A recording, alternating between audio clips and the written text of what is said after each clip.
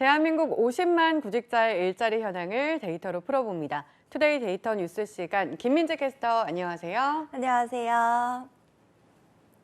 네, 우리나라 국민의 흑자 인생은 언제부터 시작되고 적자 인생은 또 언제부터 언제까지 이어지는 걸까요? 이 흥미로운 주기를 데이터 뉴스에서 살펴봅니다. 네, 인생에서 흑자가 있고 또 적자가 있다니 왠지 너무 계산적이라는 생각이 드는데요.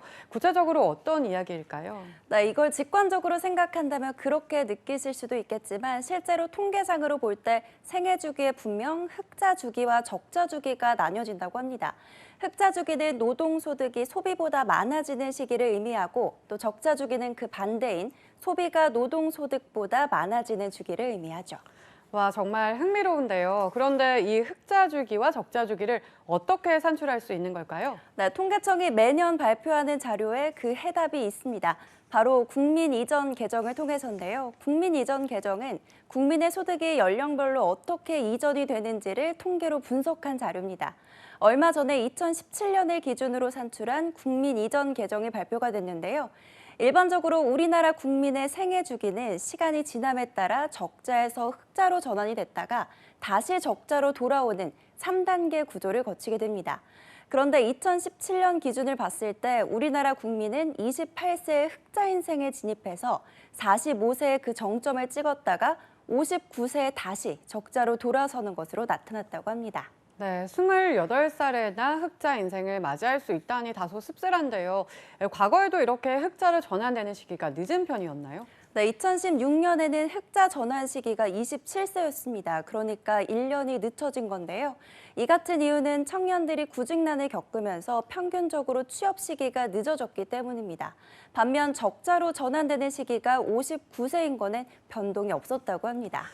그러니까 과거에 비해 평균적으로 흑자로 살 수 있는 기간이 1년 짧아진 건데, 그럼 전체 생애를 놓고 봤을 때 적자가 가장 높았던 시기는 언제였을까요? 네, 생애에서 가장 돈을 많이 지출한 나이는 16세였습니다. 적자액이 무려 3,215만 원이나 됐는데요. 노동소득이 없는 16세가 이렇게까지 지출액이 큰 이유는 역시 교육비의 영향이 컸습니다. 공교육에 1,270만 원에 사교육과 기타 소비에 1,945만 원을 각각 썼기 때문이죠.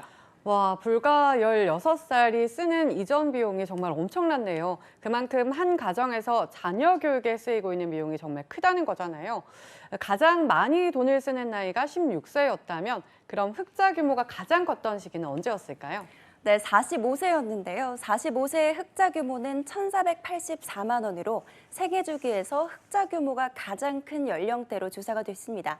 좀 더 구체적으로 말씀을 드리자면 45세의 1인당 노동 소득은 3,354만 원으로 최대치를 기록했는데요. 소비는 1,870만 원에 불과했죠.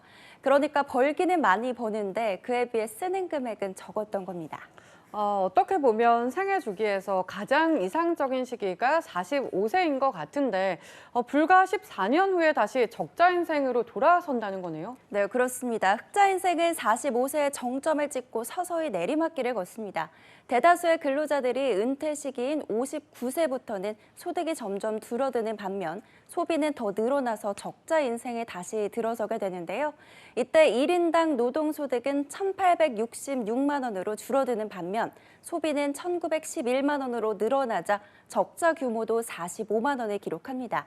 이후에 적자 규모는 계속 불어나기 시작해서 65세에는 814만 원, 72세에는 1,321만 원, 85세 이상에서는 1,744만 원으로 급증하는데요.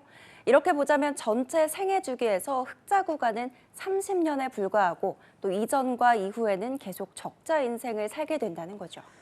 그런데 이제 100세를 넘어서 수명이 110세까지 길어질 것이라는 이야기가 나오는데 85세에 이미 적자 규모가 1,700만 원을 넘어선다면 59세부터 적자 인생이 시작이 된다면 이후 40년간의 생애 주기는 정말 암담할 것 같다는 생각이 드는데요. 네, 그래서 전문가들은 생애 주기에 따른 59세 이후의 적자 인생에 대비하기 위해서는 이른 나이부터 노후 준비를 철저히 해야 한다고 조언하고 있는데요. 앞서 보신 것과 같이 현재 우리 국민은 자녀 교육에 상당히 많은 비용을 지출하고 있습니다. 때문에 좀 더 장기적인 생애주기 측면에서 보자면 자녀의 교육비를 조금 줄이더라도 이것을 향후 노후 준비를 하는 기본 발판으로 삼아야 한다는 거죠. 적자가 시작되는 시기는 이전과 큰 차이가 없었지만 살 날은 이전보다 훨씬 더 길어졌기 때문입니다. 네, 정신이 번쩍 드는 통계 결과인 것 같습니다. 지금 이 방송을 보시는 여러분은 생애 주기에서 적자와 흑자 어느 쪽에 위치하고 계신가요? 조금이라도 더 길게 흑자 인생을 누리기 위해서는 지금부터라도 짜임새 있는 소득과 지출 계획이 필요할 것으로 보입니다. 지금까지 데이터 뉴스 시간 김민지 캐스터였습니다. 고맙습니다.